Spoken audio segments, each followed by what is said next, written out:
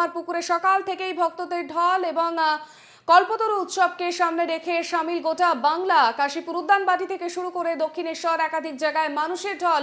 আমাদের সঙ্গে রয়েছে কামারপুর থেকে আমাদের প্রতিনিধি পৃথা দাশগুপ্ত। কামারপুকুরের এই যে শ্রী রামকৃষ্ণ পরমহংসদেবের জন্মভিটে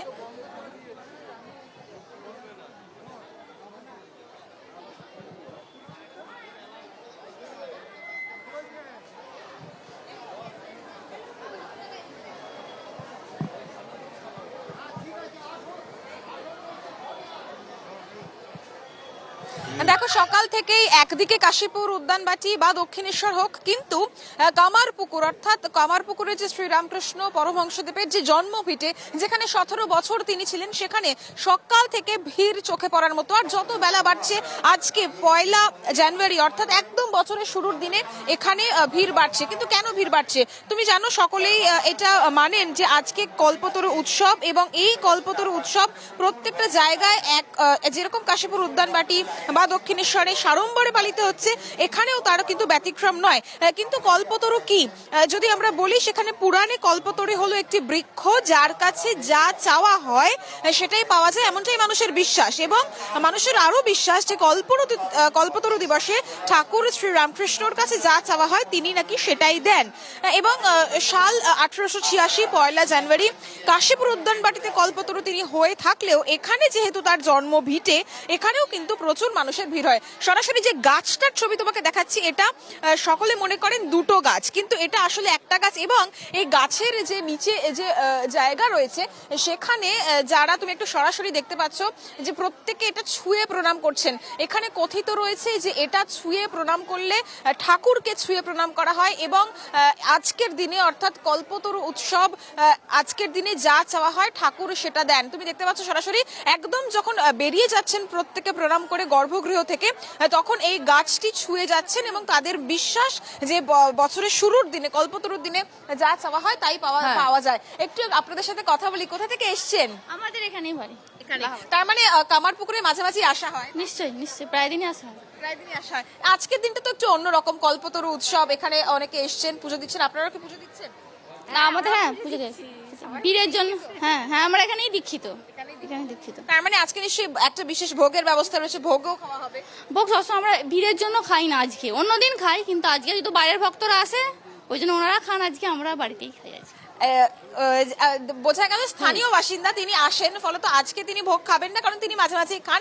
আর দূর থেকে, অর্থাৎ প্রচুর মানুষ দূর থেকে আজকের দিনে ভিড় করেন। আমি সরাসরি এবার একটু ভেতরের ছবি দেখাবো, অর্থাৎ যেখানে শ্রীরামকৃষ্ণদেবের যে মূর্তি প্রতিষ্ঠা করা হয়েছে, সেইখানে তুমি ভিড়টা দেখতে পাচ্ছ যে প্রচুর মানুষ। যত বেলা বাড়ছে, এই যে মূল মন্দির রয়েছে, সেই মূল মন্দিরের সামনে ভিড় বাড়ছে। আমি সরাসরি একটু এনকেটিভির দর্শকদের জন্য দেখাবো, যারা আসতে পারছেন না তারা এনকেটিভির পর্দাতেই দেখতে পাবেন। এই যে প্রতিষ্ঠিত মন্দির, সেই প্রতিষ্ঠিত মন্দিরের পাশেই রঘুবীরের যে মন্দির, অর্থাৎ সেই মন্দিরে বসে শ্রী রামকৃষ্ণ পরমহংসদেব তিনি কিন্তু, যেটা জানা গিয়েছিল যে তিনি পুজো করতেন। এই মুহূর্তে প্রতিষ্ঠিত যে মন্দির রয়েছে, অর্থাৎ ঠাকুরের যেখানে মূর্তি রয়েছে, সেই মন্দির বন্ধ রয়েছে। এটা কিছুক্ষণ বন্ধ থাকে। আমি আস্তে আস্তে বাঁদিকে যদি নেমে যাই, সেক্ষেত্রে দেখা যাবে যে সামনে যে বাড়িটা তুমি দেখতে পাচ্ছ, সেটা কিন্তু তার যে বাসভবন, অর্থাৎ 17 বছর তিনি এই যে বাড়ি সেখানেই তিনি ছিলেন, এবং তার সামনে বসে যে মন্দিরে তিনি পুজো করতেন, রঘুবীরের মন্দির, সেই মন্দিরের সামনেও তুমি ভিড়টা চোখে নিশ্চয়ই দেখতে পাচ্ছ। যারা এসেছেন পুণ্যার্থী তোমার কাছে, তবে অন্যদিকে আমরা চলে যাব এখন কাশীপুর উদ্যানবাটিতে। সেখান থেকে রয়েছেন আমাদের অপর প্রতিনিধি সৌরজ্যোতি বন্দ্যোপাধ্যায়।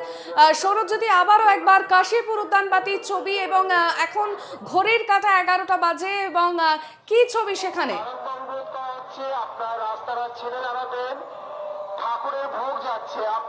দেখো, কিছুক্ষণের মধ্যেই শ্রী শ্রী ঠাকুর রামকৃষ্ণ দেব পরমহংসদেব ভোগ আরতি শুরু হবে, এবং তার আগে তুমি দেখছিলে যে সকাল থেকে যে পরিমাণ পুণ্যার্থী তারা কাশীপুর উদ্যানবাটির দিকে রওনা দিয়েছেন, তারা এখনো অধীর আগ্রহে অনেকেই রয়েছেন যারা এই মুহূর্তে ঠাকুরের ঘরে পৌঁছানোর জন্য রয়েছেন। আমি একটা বিরল ছবি তোমাকে দেখাই। এই যে ভোগ যাচ্ছে, এটাই মূলত আজকের যে বিশেষ পূজা, কল্পতরু দিবসের যে বিশেষ পূজা হয় ঠাকুর শ্রী রামকৃষ্ণ পরমহংসের, তার জন্য নিবেদন করা হবে। এবং যেমনটা জানাচ্ছিলাম যে লক্ষ মানুষ তারা আজকের এই বিশেষ দিনে, এই পুণ্যতিথিতে কাশীপুর উদ্যানবাটি পৌঁছান। তার কারণ তাদের মধ্যে জাগতিক যদি কিছু মনস্কামনা থাকে তার পূর্ণতা হয়, এমনটাই তাদের বিশ্বাস। আমি এই মুহূর্তে দেখাতে বলবো, চিত্র সাংবাদিক সন্দীপন রয়েছেন, প্রচুর মানুষ তারা এখনো পর্যন্ত দীর্ঘ লাইন দিয়ে তারা প্রতীক্ষা করছেন, তারা ঠাকুরের ঘরে পৌঁছাবেন। এবং আজকের এই বিশেষ তিথি, বিশেষ দিন, নতুন বছরের শুভারম্ভ, তার মধ্যেই তার কাছে, ঠাকুরের কাছে প্রার্থনা থাকে তিনি যেন মনস্কামনা পূর্ণ করেন। আমি কথা বলবার চেষ্টা করব যারা এসেছেন দূর দূরান্ত থেকে। দিদি, কোথা থেকে আসছেন? আমি আগরপাড়া থেকে এসেছি। প্রতি বছর কি বিশেষ দিনের আসি, আমি দীক্ষিত এখানকার, এই জন্য প্রতি বছর চেষ্টা করি আসার। আসি। একটা বিষয়ে যে একটা মান্যতা রয়েছে, একটা আস্থা রয়েছে এই কাশীপুর উদ্যান বাটিকে ঘিরে, যে এদিন এলে মনস্কামনা পূর্ণ হয়, আদতেই কি তাই? হ্যাঁ হ্যাঁ হয়, বিশ্বাস, ঠাকুরের বিশ্বাস রাখলে সেটাই হয়। আমি দেখছিলাম আরো অনেকে রয়েছেন, তাদের সঙ্গেও কথা বলবার চেষ্টা করব। কোথা থেকে আসছেন দিদি? নাগের বাজার থেকে। নাগের বাজার। আচ্ছা, একটা বিশ্বাস রয়েছে কাশীপুর উদ্যান বাটিকে ঘিরে যে মনস্কামনা পূর্ণ করেন ঠাকুর শ্রী রামকৃষ্ণ। কতটা আস্থা আপনার, কতটা অনুভূতি? একদম সেই আস্থা নিয়েই তো আসা আমার এখানে। তো ফার্স্ট টাইম আসা, তো দেখি। প্রথম বছর একদম সপরিবারে একদম। আমি একটা ছবি দেখাতে বলবো সন্দীপনকে, যারা অপেক্ষা করছেন তাদের মধ্যে অনেকেই কার্যত অশ্রুসিক্ত নয়নে ঠাকুরের নামগান করছেন। ঠাকুরের কাছে কাকুতি মিনতির দিন এবং বছরের একেবারে শুভারম্ভ। যিনি সর্বধর্মের সমন্বয় কারক, যিনি অবতারদের মধ্যে বরিষ্ঠ শ্রেষ্ঠ অবতার মানা হয় যাকে, শ্রী শ্রী রামকৃষ্ণ পরমহংস দেব, তার স্মৃতি বিজড়িত এই কাশীপুর উদ্যান বাটি। দীর্ঘ সময় তিনি এই বাড়িতেই তিনি ছিলেন এবং এই বাড়ি থেকেই মারণ রোগ তাকে কেড়ে নিয়েছিল। কিন্তু আজকের এই বিশেষ দিন, যেদিন শ্রী শ্রী ঠাকুর তিনি সাক্ষাৎ কল্পতরু রূপে তার ভক্তদের সামনে অবতীর্ণ হয়েছিলেন, তাদের জাগতিক মনোবাঞ্ছা পূর্ণ করেছিলেন এবং বলেছিলেন তোদের চৈতন্য হোক। এই দিনটাকে কেন্দ্র করে কিন্তু লক্ষ মানুষের সমাগম, এবং তুমি দেখছো যে সকাল থেকে মানুষের সমাগম যেমন বাড়ছে, তেমনি ঠাকুরের যে আজকে বিশেষ পূজার রীতি রয়েছে, একাধিক যে কর্মসূচি রয়েছে সেই তুমি আমাদের সঙ্গে থাকো। আমরা চলে যাব এবার কালীঘাটে, সেখান থেকে রয়েছেন আমাদের অপর প্রতিনিধি দেবরাজ হালদার। দেবরাজ, সকাল থেকে কল্পতরু উৎসব শুরু হয়েছে, গোটা বাংলা মেতেছে। কালীঘাটের ছবিটা ঠিক কিরকম দেখবো? একদমই, দেখো মানে বছরের প্রথমে কালীঘাটে সাধারণ ভক্তদের কিন্তু ঢল নেমেছে। এই পুণ্যার্থীরা শুধুমাত্র কলকাতার নয়, তুমি জানো যে সামনেই গঙ্গাসাগরের মেলা, এবং সেই মেলা উপলক্ষে কিন্তু দূর দূরান্ত থেকে বাঙালি অবাঙালি প্রত্যেকেই কিন্তু ইতিমধ্যে প্রায় কালীঘাট মন্দিরের চত্বরে কিন্তু তারা ভিড় করেছে এবং তাদের নতুন বছর যেন তাদের সুন্দর কাটে, এবং এই কামনা করে কার্যত মা কালীর কাছে তারা কিন্তু প্রার্থনার জন্য তারা কিন্তু দূর দূরান্ত থেকে এসছে।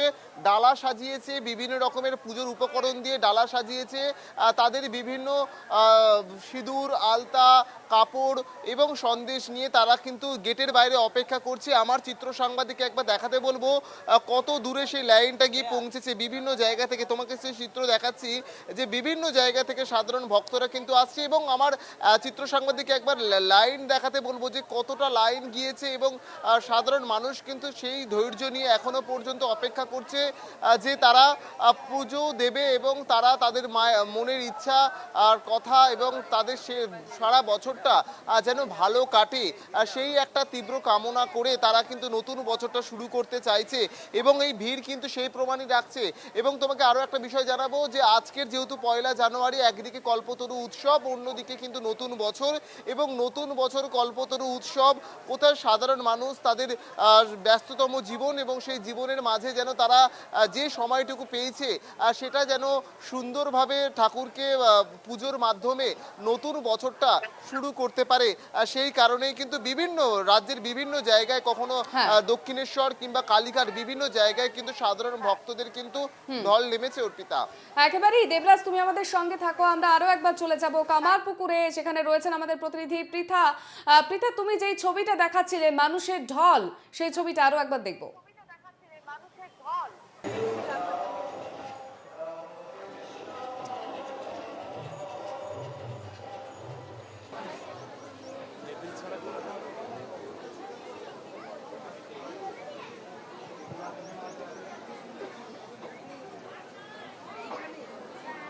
একদমই, আমি সরাসরি সেই ছবি দেখাতে দেখাতে কথা বলবো যে আমি বলছিলাম যে কিছুক্ষণ আগে শ্রী রামকৃষ্ণ পরমহংসদেবের প্রতিষ্ঠিত যে মন্দির অর্থাৎ মূর্তি যেখানে রয়েছে সেটি আপাতত সাধারণ মানুষের জন্য বন্ধ করা হয়েছে। এই যে তুমি ভিড়টা দেখতে পাচ্ছ, এই ভিড়টা একদম রঘুবীরের যে মন্দির রয়েছে সেই মন্দিরের সামনে। যদিও রঘুবীরের মন্দির অর্থাৎ এই মন্দিরে বসে রামকৃষ্ণদেব তিনি নিজে পুজো করতেন, সেই মন্দির কিন্তু এই মুহূর্তে বন্ধ রয়েছে, বেশ কিছুক্ষণ বন্ধ থাকবে।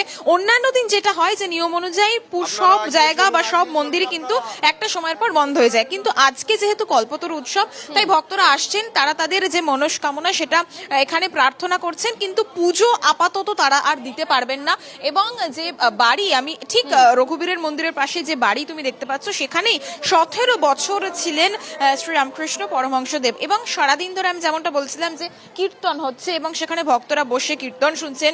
সকালবেলা একদম ভোরবেলা মঙ্গল আরতি হয়েছে। অন্যান্য বছর পাশে একটি সংস্থা রয়েছে, তাদের থেকে যে একটি শোভাযাত্রা বের হয়, কিন্তু আজকে অর্থাৎ এবছর সেই শোভাযাত্রা বের হয়নি। তুমি দেখছো যে মন্দির বন্ধ থাকলেও যারা আসছেন পুণ্যার্থী তাদেরকে কিন্তু চরণাবৃত্ত এবং তাদের পুজো নিয়ে তাদেরকে প্রসাদ দিয়ে দেওয়া হচ্ছে। এবং এরপরে যেটা খুব গুরুত্বপূর্ণ, এরপরে যে বিশেষ ভোগ, সেই ভোগের ব্যবস্থা হবে এবং সেই ভোগ সকলে মিলে খাবেন এবং যারা যারা আসবেন তারা সকলে মিলে, যারা পুণ্যার্থীরা রয়েছেন প্রত্যেকেই পাবেন এমনটাই জানা যাচ্ছে। এবং এই ভোগের জন্য অর্থাৎ বলা হয় যে কল্পতরু উৎসবের দিনে এই ভোগেরও কিন্তু প্রচুর মানুষ আসেন যে তারা পুজো দেবেন এবং ভোগ খাবেন।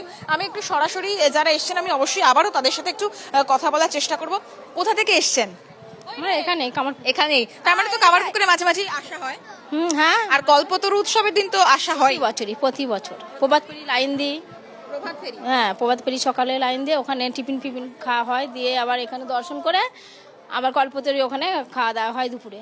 ফলে তো বুঝতে পারছো যে আজকে সারা দিনের একটা, এই যে বছরের শুরু, সারা দিনের একটা পরিকল্পনা এবং কল্পতরু উৎসবের দিনে ঠাকুরের কাছে আসা, প্রার্থনা করা, এইভাবেই কিন্তু অন্তত এখানকার যারা রয়েছেন তারা তো আছেনই, পাশাপাশি দূর থেকে কামারপুকুরে কিন্তু পুণ্যার্থীরা এসে ভিড় জমান। একেবারেই পৃথা, তুমি আমাদের সঙ্গে থাকো। আমরা আবারও ফিরবো কাশীপুরের উদ্যানবাটিতে সৌরজ্যোতির কাছে। সৌরজ্যোতি, কিছুক্ষণ আগে আমরা একটা ছবি দেখলাম যেখানে দেখলাম ভোগের ডালা নিয়ে প্রচুর সেবায়েতরা তারা মন্দিরের দিকে ঢুকছেন। এরপর কি হতে চলেছে?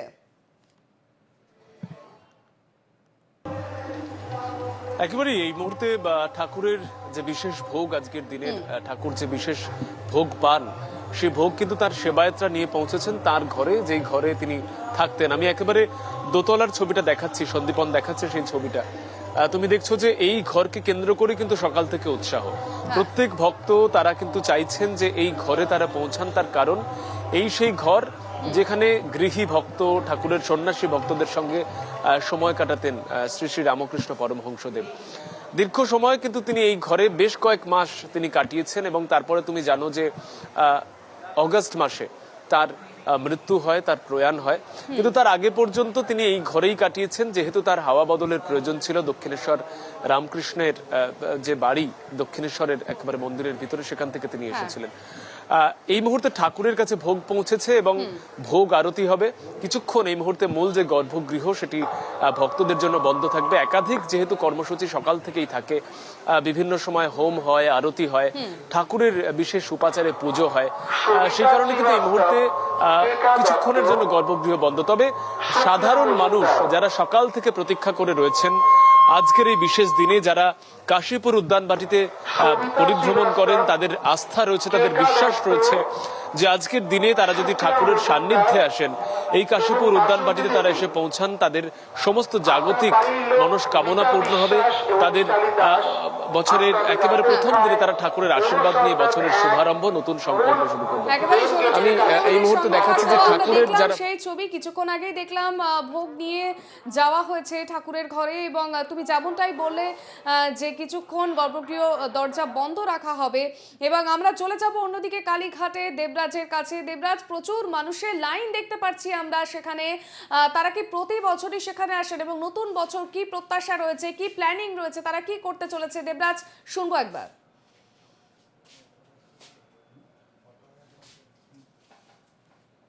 যেহেতু দীর্ঘক্ষণ ধরে সময় বিভিন্ন রকম ভাবে যারা দূর দূরান্ত থেকে এসছে হ্যাঁ। তারা কিন্তু লম্বা লাইনে অপেক্ষা করছে এবং কোথাও তাদের ধৈর্যের বাঁধ হারাচ্ছে, কোথাও বা তারা ধৈর্যের পরীক্ষাও তারা নিজেরা দিচ্ছে, কারণ এই দীর্ঘ লাইন, কারণ ভোরবেলা থেকে কিন্তু এই পুজো শুরু হয়েছে, এখন প্রায় 11টার ছুঁই ছুঁই, সেই জায়গা থেকে সাধারণ ভক্তরা তারা তাদের পূজার সামগ্রী ডালা নিয়ে প্রায় ভোর থেকে অপেক্ষা করছে।